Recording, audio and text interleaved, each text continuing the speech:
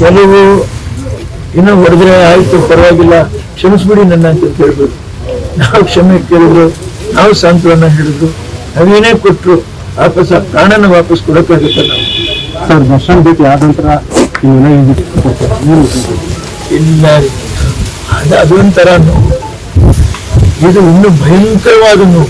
ನಾನು ದಾರಿ ಉದ್ದಕ್ಕೂ ಹೋಗ್ತಾ ನನ್ನನ್ನೇ ನಾನು ಹಿಂಗೆ ಸುಧಾರಿಸ್ಕೊತೀನಿ ಅಂತ ನನಗೆ ಗೊತ್ತಿಲ್ಲ. ನನ್ನ ತಲೆ ಕಿತ್ತೋದಿದೆ. ಯಾರು ಅಜ್ಜಿ ಬೇರೆ ಇದ್ದಾರೆ, 99 ವಯಸ್ಸಿನವ್ರು ಪಾಪ, ಆಮೇಲೆ ಗರ್ಭಿಣಿಯಾಗಿದ್ದಾರೆ.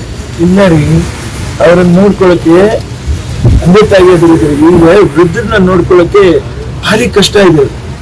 ಕೈ ಕಟ್ಬಿಟ್ಟು ಅವ್ರನ್ನ ಮಂಚದಲ್ಲಿ ಮಲಗಿಸಿರ್ತಾರೆ, ಕೆರ್ಕೊಂಡ್ಬಿಟ್ರೆ ಹುಣ್ಣಾಗುತ್ತೆ ಅಂತ ಹೇಳ್ಬಿಟ್ಟು ಅದಂತ ನರಿ ಕರೆಯೋದು. ಇದನ್ನೆಲ್ಲ ನೋಡ್ಕೊಳಕ್ ಒಂದು ಜೀವ, ಆ ಜೀವ ಇವತ್ತಿಲ್ಲ ಈ ಮನೇಲಿ ಇಂದಾಗ ಅವರು ಎಷ್ಟು ಒದ್ದಾಡ್ತಾ ಇದ್ರಿಂದ ಅವರು ವಯಸ್ಸಾಗಿದೆ. ಅದು ಭಾರಿ ದೊಡ್ಡ ವಿಷಯ.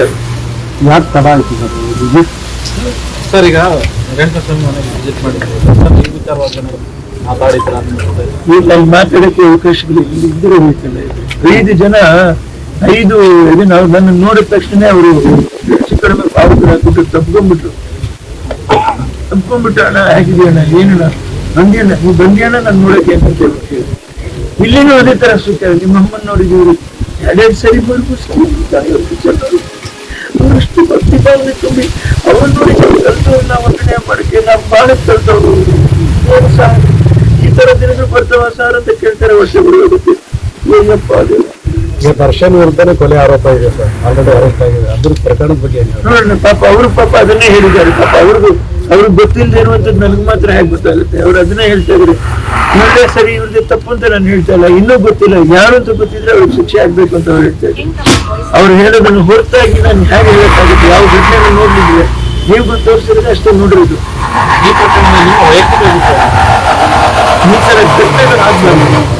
ಎಷ್ಟೇ ಕಷ್ಟ ಇರ್ಲಿ, ಎಷ್ಟೇ ಸುಖ ಇರ್ಲಿ, ನಮ್ಗೆ ಎಷ್ಟೇ ನೋವಾಗ್ಲಿ, ನಾನು ಹೇಳ್ತಾ ಇದ್ದೀನಿ ಕಣ್ಣೀರ್ ಹಾಕ್ಬಿಡೋಣ, ಎಲ್ಲರೂ ಕೂಸ್ಕೊಂಡ್ಬಿಡ ಹತ್ಬಿಡೋಣ.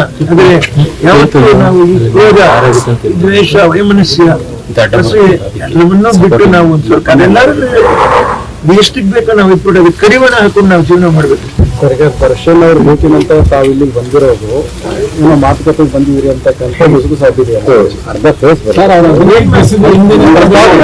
ನಾನು ಪ್ರಶ್ನೆ ನೋಡಿ ದರ್ಶನ್ ಅವ್ರಿಗೆ ನಾನು 5ನೇ ತಾರೀಕು ಅವರಿಗೆ ಕರೆ ಮಾಡ್ತೇನೆ. ಇದು 4ನೇ ತಾರೀಕು 3ನೇ ತಾರೀಕು ನಿಮ್ಗೆ ಸರಿಯಾಗಿ ಗೊತ್ತಿಲ್ಲ. 6ನೇ ತಾರೀಕು 3ನೇ ತಾರೀಕು ಯಾವ ಕರೆ ಮಾಡಿದೀನಿ. ನಾನು ಕರೆ ಮಾಡಿದಾಗ ನನ್ನ ವಾಯ್ಸೇ ಡ್ರಾಪ್ ಆಗಿದೆ. ನನಗೆ ಗೊತ್ತಿಲ್ಲ ನನ್ನ ಆರೋಗ್ಯ ಗೊತ್ತಿಲ್ಲ. ಅವ್ರು ಅಣ್ಣ ಯಾಕೆ ಅಂತಾರೆ ನೀವು ಗಂಟು ಸರಿ ಇಲ್ಲ ಅಣ್ಣ ಅಂತ ಹೇಳ್ಬಿಟ್ಟು ಹೇಳ್ತೀರಿ. ಯಾಕಣ್ಣ ಏನಣ್ಣ? ಏನೋ ಇಲ್ಲ ಕಣಪ್ಪ, ಇದೇನಪ್ಪ ಅಷ್ಟೇನೆ, ಇನ್ನೇ ಬೇರೆ ಕೂತ್ಕೊಂಡಿರ್ತೀನಿ ಮನೇಲಿ ಹೇಳ್ತಾ ಇದ್ದೆ. ನೀವು ಯಾಕಪ್ಪ ನೀನು ಇಲ್ಲೇ ಇದೆ ಹೋಗೋದಿಲ್ಲ, ಮೆಡ್ರಾಸ್ಗೆ ಹೋಗ್ಬಿಡ್ಬೋದಲ್ಲ, ನೀವು ನಿಮ್ಮದೇ ಆಗಿರ್ಬೋದು, ವಾರ ಇದ್ಬಿಟ್ಟು ಪಾಪ ನಾವು ತೋಟದಲ್ಲಿ ಮರಗಿಗೆ ಹೇಳ್ಬಿಟ್ಟು ಎಲ್ಲ ಅಡುಗೆ ಮಾಡಿಸುತ್ತೆ, ಯಾಕಣ್ಣ ಹೋಗ್ಬೇಕು ಹಂಗೆ ಹೀಗೆ ಅಂತ ಹೇಳಿ. ಅಷ್ಟೊತ್ತಿಗೆ 7ನೇ ತಾರೀಕು 8ನೇ ತಾರೀಕು ಸರ್ಜರಿ ಆಗುತ್ತೆ. ಬೆಳಿಗ್ಗೆ ಈ ತರ ಇದು ಸರ್ಜರಿ, ಮೇಜರ್ ಸರ್ಜರಿ